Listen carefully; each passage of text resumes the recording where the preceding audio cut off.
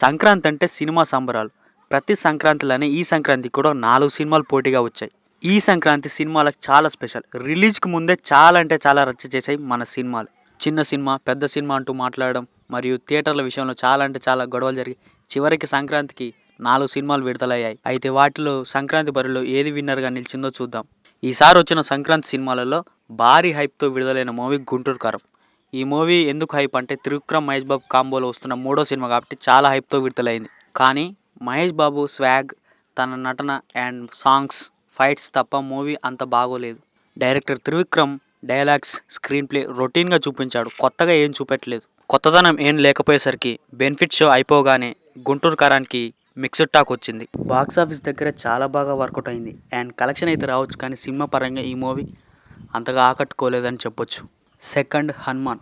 ఈ మూవీ కూడా చాలా హైప్ ఉంది. ఎందుకంటే రిలీజ్‌కి ముందే తక్కువ సినిమాను చూడటం మరియు థియేటర్లు ఇవ్వకపోవడం ఈ సినిమాకు ప్లస్ పాయింట్ అయింది.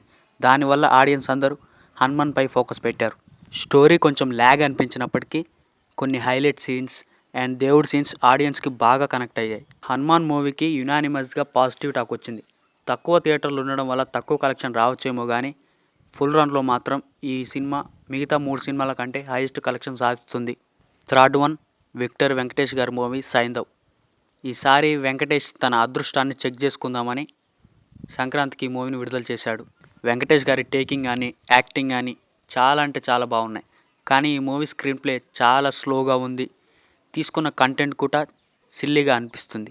అయితే దీనికంటే ముందు విడుదలైన 'గుంటూరు కారం', 'హనుమాన్' మూవీపై ఆడియన్స్ ఎక్కువ దృష్టి పెట్టడం వల్ల 'వెంకీ మామ 'సైంధవ్' మూవీని ఎవరు పట్టించుకోవట్లేదు.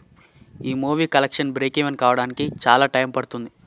ఫుల్ రన్‌లో మేబీ ఈ మూవీ బ్రేక్ ఈవెన్ అవ్వచ్చు. లాస్ట్ వన్ కింగ్ నాగార్జున గారి 'నా సామి రంగ'.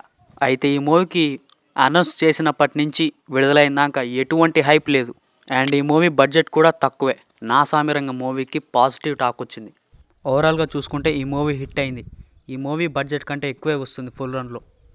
సో సంక్రాంతి బరిలో రిలీజ్ అయిన 'గుంటూరు కారం', 'హనుమాన్', 'సైంధవ్', 'నా సామి రంగ' మూవీలో హనుమాన్ సంక్రాంతి విన్నర్.